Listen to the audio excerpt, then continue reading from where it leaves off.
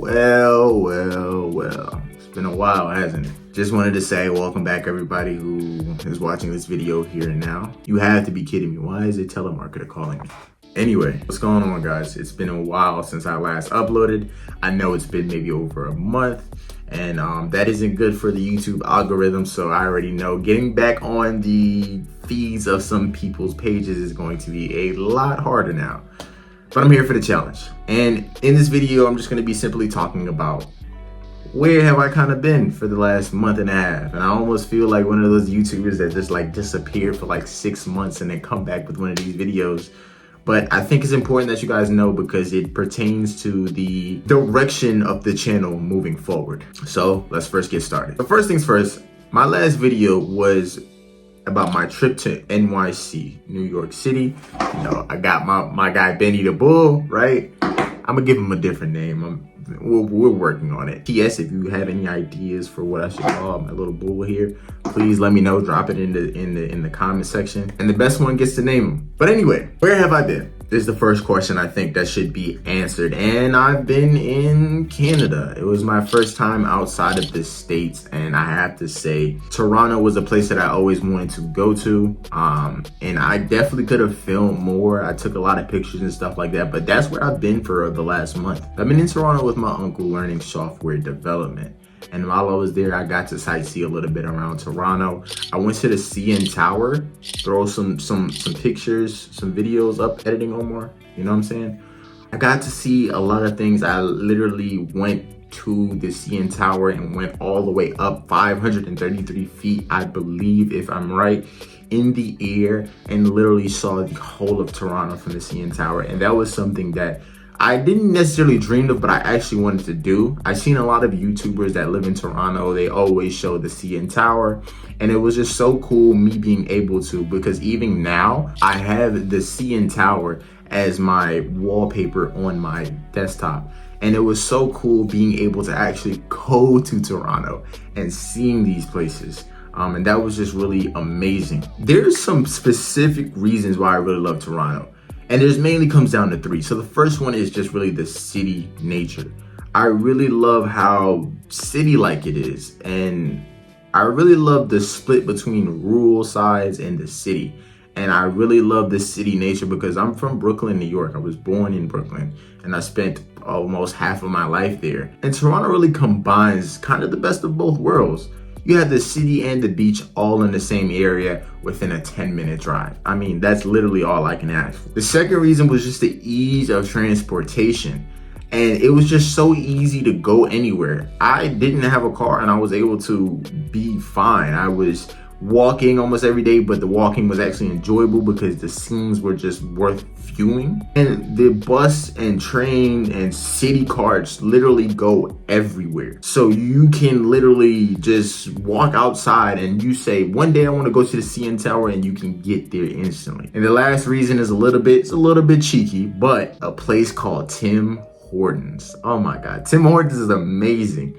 It's more than amazing. It's astronomical, you know?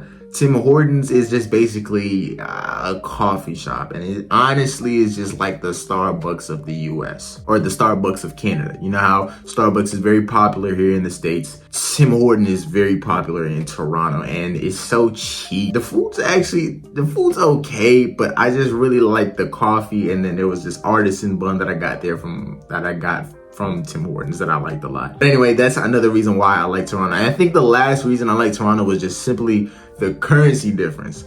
So being from the US and making US dollars, it's such an advantage living in Toronto because some things like a full course meal may cost me almost $20 in the US, and here it's only costing me like $12, $11. That was another thing that I really liked a lot. And as soon as I got back here, I felt the instant drastic shift of going from advantage to almost disadvantage, if you want to call it that. But those were the reasons why I really love Toronto, and it was amazing being there. All right, so the next question that has to be asked or answered is, what have I been doing? Because at the end of the day, for me to go from uploading 3 times a week to none is a drastic change, and I could have at least record what I was doing there, or record kind of some of the scenic views that I was seeing, but I really wanted to focus in on what I was learning. So while I was there, I was learning software development. My goal is to become a full stack developer because there's a project that I really want to work on and I really want to kind of complete. And in order to complete it, I have to at least have a basic understanding of front end and back end development. And basically, to kind of put it in context, because I know pretty much none of my viewers, correct me if I'm wrong, but pretty much none of my viewers know me from coding. They all know me from trading. So to go from trading to coding is a drastic change. So to just easily kind of summarize everything so everyone kind of understands, front-end development is the development of websites, is user interface. When you log onto a website, that's front-end development. When you play around with websites, buttons, and click on videos, and you just kind of look at a website, that all is front-end development. Now, what back-end development is, it just basically handles the data portion of it. So, for example, if you were to click a certain button and it instantly brings you some data, right? From, let's say, if you're a trader and you click on a button to check all your certain trades, it brings back that data and it shows you what was your data for all of the trades and how it keeps track. That's what back-end development a little bit is. But when I was over there, I was just learning a little bit of both, but I spent most of my time learning the front-end development. I chose the route of learning HTML, CSS, and then JavaScript. And then I jumped onto React to learn the front-end portion of things. And I'm still working on the back-end as we speak now. But I've learned a lot while I was there, and I was able to learn the basics of software development. So now when I have questions, I have the right terminology to know how to ask the questions properly so I can get the answers.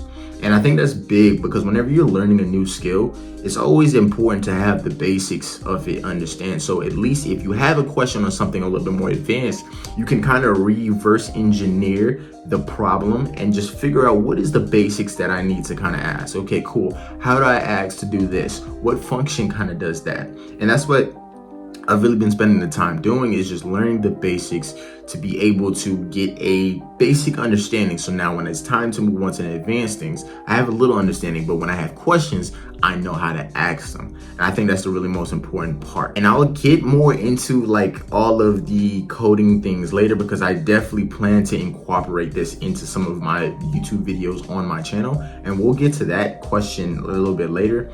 But for now, I just kind of wanted to kind of go over what I've been kind of doing. And that's what I've been doing, learning software development. And I will upload a video on like how I learned the basics of software development in a little under a month. But yeah, that's what I've been doing. So now it's time to talk about the final question. How do I plan to move forward with this channel and also my life, right? Acquiring a new skill is always helpful, but most of you guys know me from trading. I mean, I've, uploaded multiple content, especially on the challenge of trying to pass a prop firm. Does this mean that I quit trading? No, of course not. I want to be a little bit more true to myself because I'm not just a trader. I'm so much more. And I feel like just uploading content on one niche is cool, but it puts me in a box. I want to kind of figure out what I like to do, and I like to do a lot of things, and I want to kind of share these things. So it's me kind of taking this channel from more of a trader-based channel to an overall based channel of just my interests, and this is documentation almost. What's kind of in it for you guys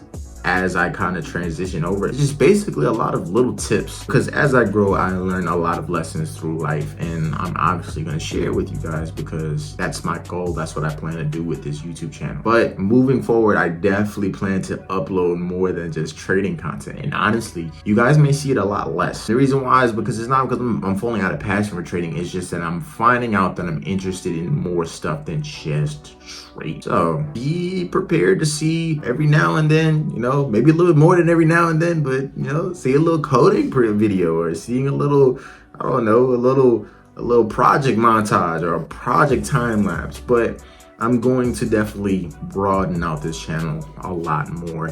I'm also interested in sales. I've been doing sales for the past year and a half. That's something that I want to upload a little bit more. I want to try experiments. I want to try seeing if I can build a sustainable business in 1 week and just upload it to you guys as well too. These are all video ideas that are just running through my head that I just want to try and upload, or that I want to actually try and do. I want to keep this video nice and short to retain all of you guys' attention, because I know there's some of you guys that just lose attention after like 30 seconds, and that makes me have to kind of like make these videos really short, because I would love to just sit in front of a camera and ramble for an hour, but because of new content, I'm just playing. Expect to definitely see more broader selection of YouTube videos, and some of you guys aren't gonna like it, some of you guys are gonna unsubscribe. I understand that. At the end of the day, you come to the channel for a certain reason. Whatever that reason is, if that reason doesn't get fulfilled no more, you stop going to that channel. I understand how it works, and I'm willing to take that risk to do something a little bit more meaningful and make videos that I kind of actually a little bit more enjoy. So yeah, until next time, you know my catchphrase. Peace and love.